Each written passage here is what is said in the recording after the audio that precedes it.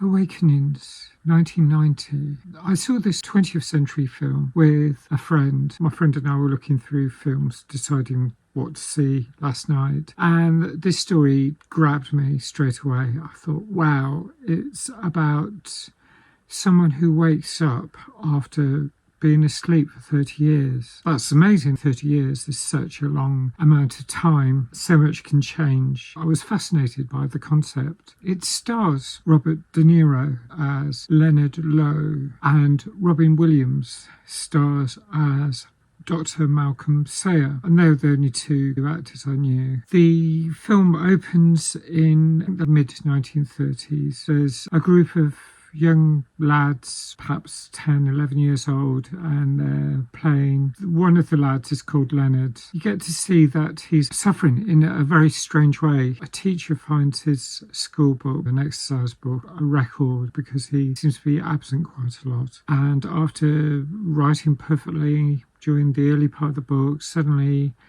his writing trails off. He just suddenly starts drawing lines down the page. He can't write properly. Of course, that's a huge worry. It's a really clear sign that something's amiss. His friends call round and his mum says he's not well. And they say, can we see him tomorrow? And his mother knows that the next day he won't be any better. He's really ill. Then we flash forward to 1969 and we meet Robin Williams' character, Dr. Malcolm Sayer. He's just starting at the hospital. He meets some of the other doctors and almost like an interview scenario. It seems like he's not well suited to the job. He's worked in neurology, but it doesn't seem to fit in with this particular hospital. But they're understaffed, they're desperate, so they hire him. He meets the patients and they're in a catatonic state. It's such a frightening condition, catatonia. In Wales, there's a band called Catatonia, but the actual condition of catatonia, oh, how terrifying. I once saw a film called Locked In. That's almost like that. It was about a French man who suddenly got locked in his brain. He was aware of everything but unable to communicate, although they do find a way for him to communicate, but it was a very painstaking method. That's a very interesting film. However, this film, late 60s, and Malcolm Sayer is overwhelmed, it seems, by his first day in the office. He looks out the window at the real world. There's another member of staff, Eleanor Costello. She reassures him that, don't worry, you might not think it, but you get used to this. He perseveres. He is trying to communicate with these patients, and waving a pen in front of their eyes doesn't work. Nothing seems to work. They're very unresponsive. And then he drops a pen and this catatonic patient grabs it. She's got that reflex and she grabs it. An amazing moment that gives him hope. He actually sees the same patient walking across the common room, and Malcolm says, oh, you're out of your hole. She's suddenly standing still. She hasn't gone any further than a particular place. Now notice the flooring, the pattern on the tiles suddenly changes. She cannot see the continuity. It reminds me of something about Alzheimer's, that my gran had Alzheimer's.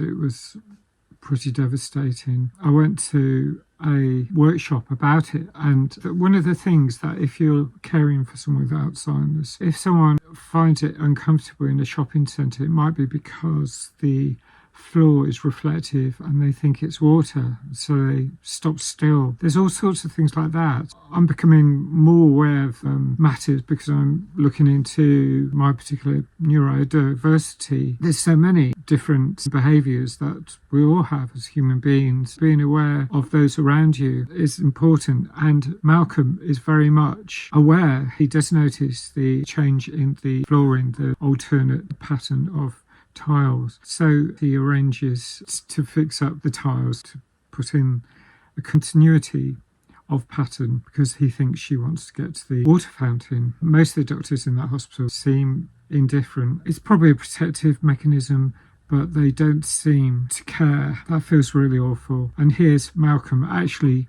caring, and Eleanor also. She's seen him as a kindred spirit. That's quite a beautiful moment, to be looking for other aspects of humanity, because people sort of think everyone's going to be just like them. He's talking to one of the doctors, and the other doctor seems to think that there's no life going on behind the eyes. Malcolm thinks there is, and he perseveres, and there's this drug called L-Dopa, and he administers it. A friend has a medical background. She was thinking maybe there weren't clinical trials back then. I've looked into the history, and it turns out that the history goes back to the 1740s, things like that. It's been developed over centuries, but in the 1920s there were things being done, and gradually it builds up into the current time. But of course, at the end of the 60s, it was very different from now. In the summer of 69, how much you give. He was having a discussion with another doctor saying, I think we should up the dose. And the other doctor says, no, I think we should reduce it. It is amazing what happens in the summer of 69 by trialling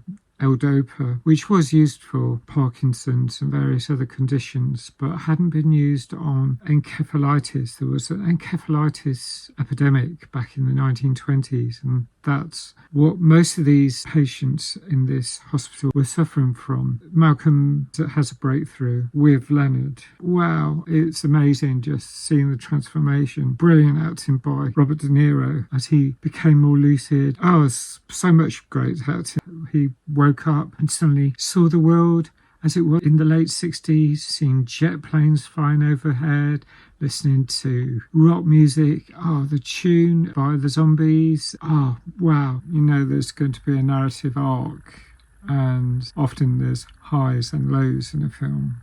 I loved the light-hearted elements in this. It's based on a book by Oliver Sacks, 1973. So this is the true story that it's based on. So Oliver Sacks is Dr. Malcolm Sayer, the character that Robin Williams plays. The real-life story I'd like to look into a bit more, understand a bit more. I looked it up. It crosses the blood-brain barrier, and it is used to treat Parkinson. Now, dopamine doesn't cross that blood-brain barrier. I don't know if that's why it works in this particular situation, but the dramatic improvement, the way Leonard suddenly becomes lucid, there's some beautiful moments as he realises how much has changed in the world. Going for a walk. There's so much about this film that I really liked. It was so heartbreaking. There's some beautiful moments with his mother, who he recognises immediately. It's 30 years on, and she obviously looks much older. She's got grey hair. She treats him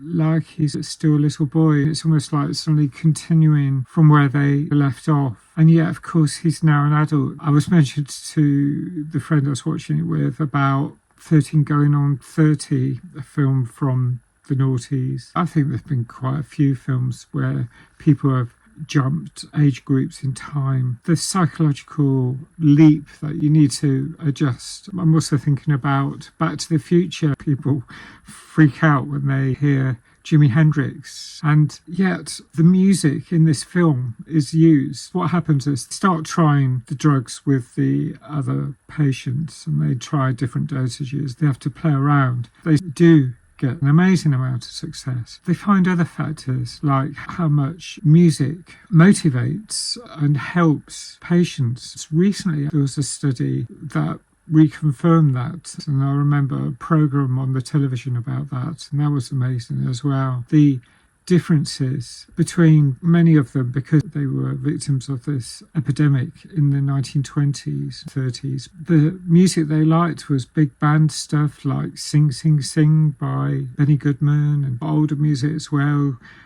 Music that another friend of mine calls dinner jacket music because she can't abide it, but some of it is amazing. I can imagine that era. I think it's a scary era, the first half of the 20th century, but I'm absolutely fascinated by the history of it. Understanding how humanity's developed over the 20th century, and so films that have some setting back in that time appeal a lot. And to see that era, the 20s, 30s, 40s, then suddenly a big jump to the 60s makes it an absolutely scintillating film for me to watch. Now, I say there's this narrative arc, things don't necessarily go smoothly.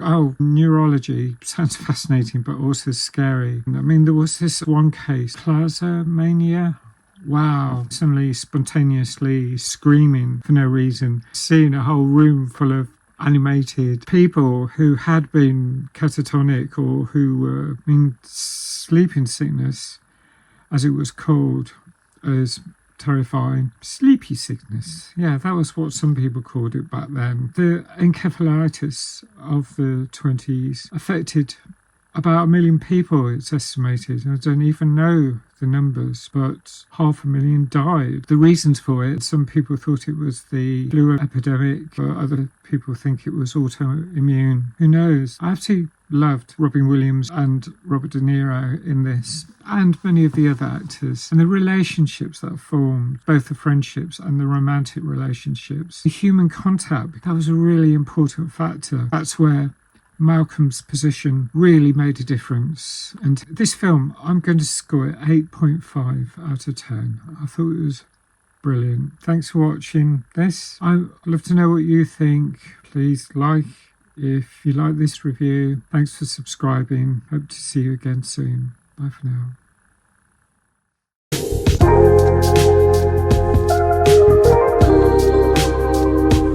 I wrote a poem 2017 about someone from 1879 suddenly coming back to life and being shocked but also marvelling at how much has developed whilst they've been asleep, how the modern world was. What's it called? Dihydroxyphenolaline. Dihydroxyphenolaline.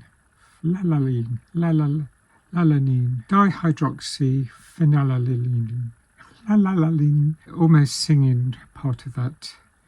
Dihydroxyphenolaline.